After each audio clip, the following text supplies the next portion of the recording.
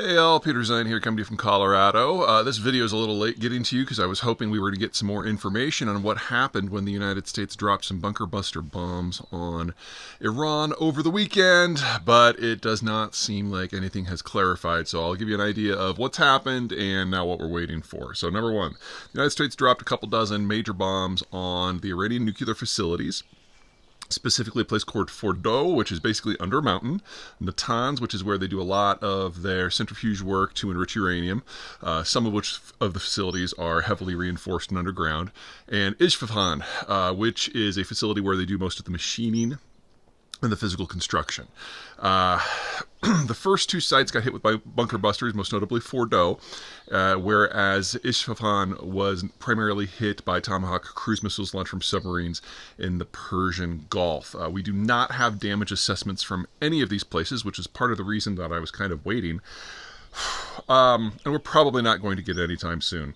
Donald Trump has said, of course, that every facility in the United States has been blown up into smithereens and is no danger whatsoever. The Joint Chiefs are like, no, we really don't know, and until somebody does an inspection, there's no way to know. The truth, obviously, is closer to the general's position than Trump's, but what's new there? Iran doesn't have a conventional military. They can't reach out and touch someone with tanks and planes in the way that you might expect a country of 80 million people to do. Their military is designed to occupy their own populations. It's a civil patrol force. They have normally reached out to touch people through sectarian groups that they get hopped up on weapons and drugs and basically send out to cause carnage. Groups like Hezbollah, for example, but groups like Hezbollah have basically been neutered. The Gazans are in no shape to do anything, and even if they were, the Americans are nowhere close to them. And the U.S. military footprint in the region is down to less than a quarter of what it was at its peak and continues to trend down. So the more normal military option is really off the table, and their more normal paramilitary operation is off the table, and that just leaves things like terror attacks, for example, dirty bombs, which might work, but they take time to put together and time to ship into place, and they can be intercepted, and so it could be a big splash, but then it would be a WMD attack on, say, the United States, which the United States would definitely respond with something more than some bunker busters. Okay, what do we know, or what are we waiting for? The bunker busters, the GBU-57s, I think that's the acronym. Anyway, this is the first time the United States has ever used them against an actual target, as opposed to testing, and we dropped 24 of the suckers. These are the 30,000-pound bombs.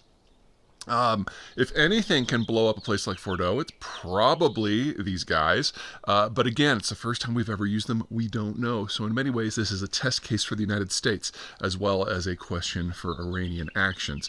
And what everyone wants to talk about is whether this is going to make it more likely to be a deal or less likely to be. Folks, there is never going to be a deal.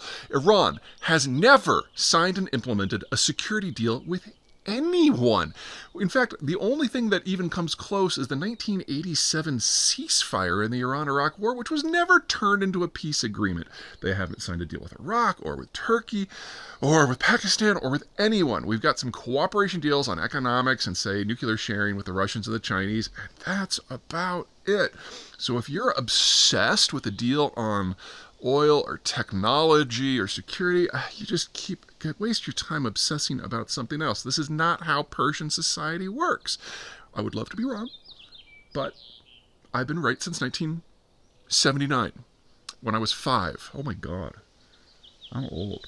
Anyway, so this is what a holding pattern in the Middle East looks like. People throw weapons at one another, things explode, but we're waiting for someone to fundamentally change the nature of the relationship, and I just don't see that happening on the Iranian side anytime soon.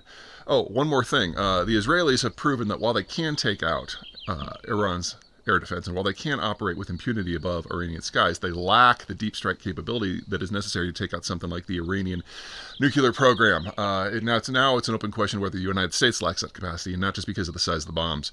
The Iranians have been preparing in some form for this sort of attack for decades, and that means that while these are the 3 most important sites that the Iranians have, they have dozens of others. Now, collectively, they're not as important as these 3.